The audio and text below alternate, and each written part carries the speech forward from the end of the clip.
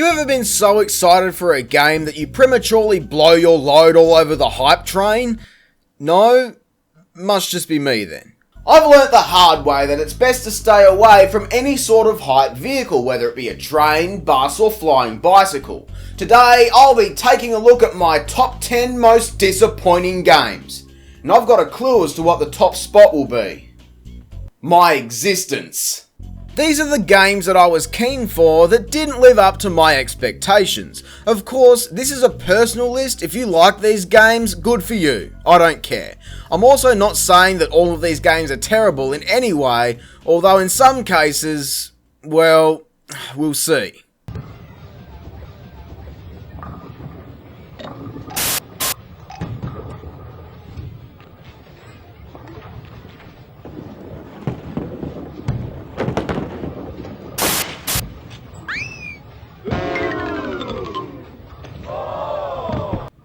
Now I know what you're probably thinking. What the hell was I expecting from this game? I can't answer honestly, I don't even remember. When I was little around Easter time, I'd sometimes ask for a game or two instead of chocolate eggs. This is one of the games I picked off of the shelf that year and, well, look at it. It's just such a sad experience. The game looks pretty average, the sound design is almost non-existent, and it's a bowling game. Maybe I was excited for it because I'd never gone bowling before I got this. But then this wrecked real bowling because this sort of thing never happens in real life. To think I poured hours into this as a kid. What a sad fuck.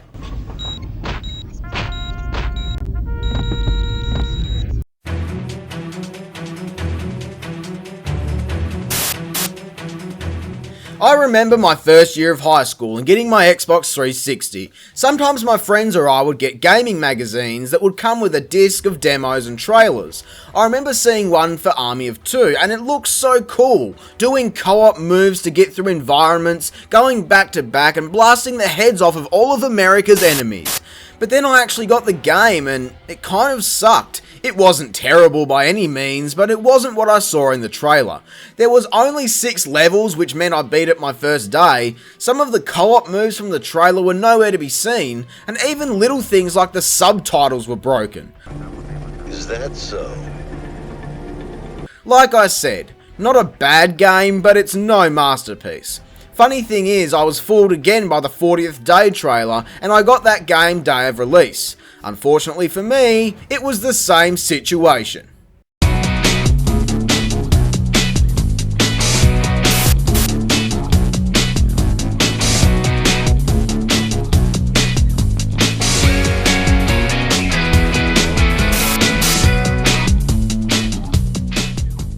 Let me just clarify real quick, I'm not jumping on any sort of bandwagon. I know it's cool to hate this game for ruining your childhood, but that's not the case here. While my childhood made it out alive from this experience, it was still disappointing for me. At the time this game came out, while I had access to internet, I hadn't really learnt how to use it to find trailers or info on new games. I still remember walking through Kmart and seeing this sitting there. All I thought was, holy shit, a new Crash game. Why was I not informed? Of course I had to have it, and when I got home to play it, I was instantly confused. Why do the characters look like that? Where are the boxes? Where is the Wumpa Fruit? What is this thing? What is anything? It didn't help that I had a lot of trouble trying to get through this game the first time, and again, while it's not a bad game, I feel like it was quite a departure from what I loved about Crash.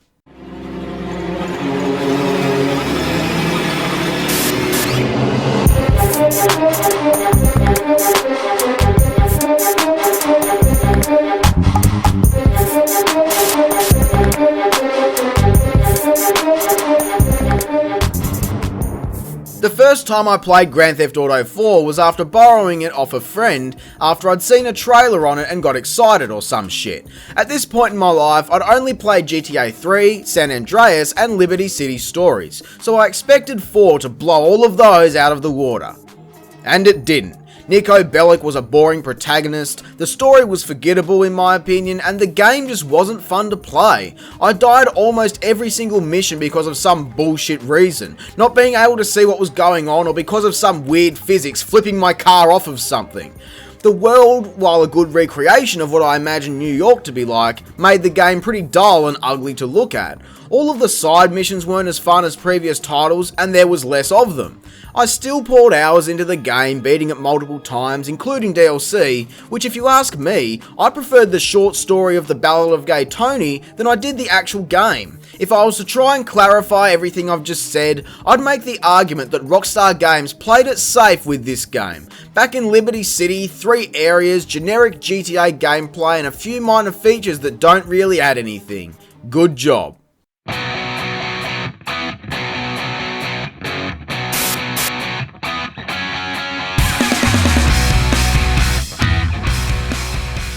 As a massive Tony Hawk fan, I was always looking forward to the next installment in the series. I actually considered the PS2 version of Project 8 for this spot because I was instantly disappointed with that title, but Proving Ground was the nail in the coffin for this series. Apparently this is a big coffin and it needs a lot of nails, but whatever. This title looks worse than GTA 4 in my opinion and plays very sloppily. While I'm no god at these games, I consider myself to be pretty good at them, and yet I struggle to play this. Still recycling resources from games much older and forcing you to use the broken nail a trick feature really derailed this game. Hell, just look at the main menu. Compared to previous games, it's fucking pathetic. The story was so forgettable that I can't remember a single thing from it, and the areas were stock and lifeless. It's a massive shame that this series took such a nosedive so quickly.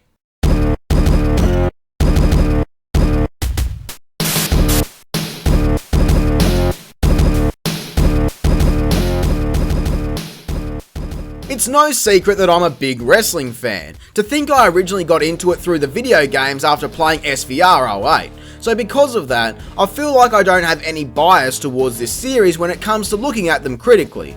My personal favourite is WWE 13, the last title in the series published by THQ before they went under.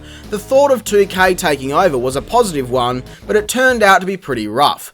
WWE 2K14 is the exact same game as 13 with a different, less interesting story mode, if you can even call it that. Not many new features and the most basic of old ones either removed or broken. The main gameplay mode didn't even work for me. Every time I try to make a match, it crashes the game. What a sad, miserable bastard. To think I marked out and bought the special Undertaker edition which came with this thing. So now all the money I spent and embarrassment I went through being seen in public with this thing, and the game doesn't even work. Damn, what a total disaster. I haven't bought a new wrestling game since this.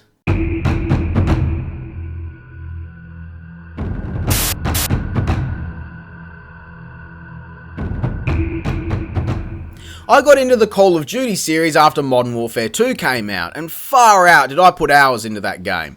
Much like the wrestling games, I had another game to buy day one every single year. That is until Black Ops 2. I got it day one, and while I wasn't expecting a whole lot from the trailer, it still managed to disappoint.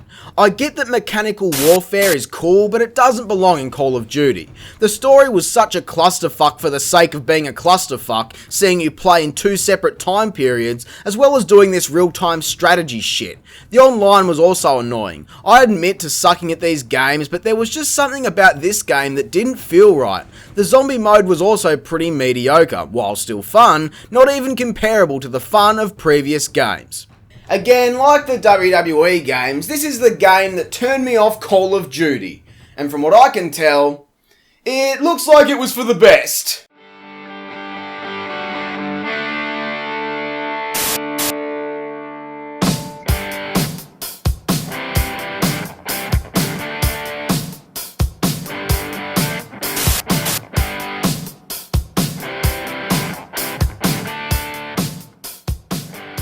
Fucking Akadaka, mate. How can you fuck up an AC/DC game? In the craze of music-based rhythm games that require you to do this, various spin-offs and song packs were released to suck as much money out of you as possible. But think about it. Who doesn't want to be Angus playing some AC/DC? I was so keen for this and they totally fucked it up. What's the one thing you'd expect from an AC/DC game? Well, how about having the band AC/DC in the fucking game? Who is this Fruit Loop? He's not in the band. Where the fuck is Angus? That alone ruined this game for me, but then, they don't even have all of the songs. Where is Rock and Roll Ain't Noise Pollution? I love that song. I hope this money-grabbing fuck speeds down the highway to hell and fucking dies in a fiery explosion of TNT. Because references.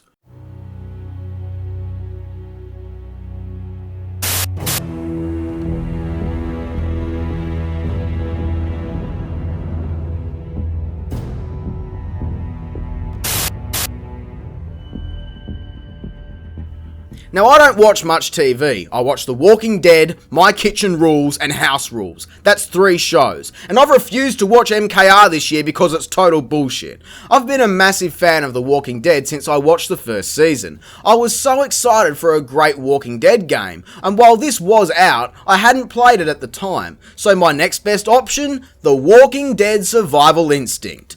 God, I wanted this game to be great, but I knew it wouldn't be. I could tell by watching the trailer, it looked pretty disappointing, and it was. But I refused to embrace the hate on this because all I wanted was a great Walking Dead game. I lied to myself the whole way through, even after getting stuck for over an hour because I ran out of fuel and had to continuously stop to gather some. It wasn't until I finished the game to one of the most piss poor endings I've ever witnessed and decided to try out the single player horde mode that I admitted to myself this game was rubbish. Too bad for me, I'd already uploaded to YouTube a fucking first thoughts review of the game where I tried to defend it as best as I could, even though I knew the game was a complete shit heap. Jeez, that was the dark days of this channel. I can just tell some of you are already in another tab looking for the video, so while you try to find my pathetic past, here are some honourable mentions.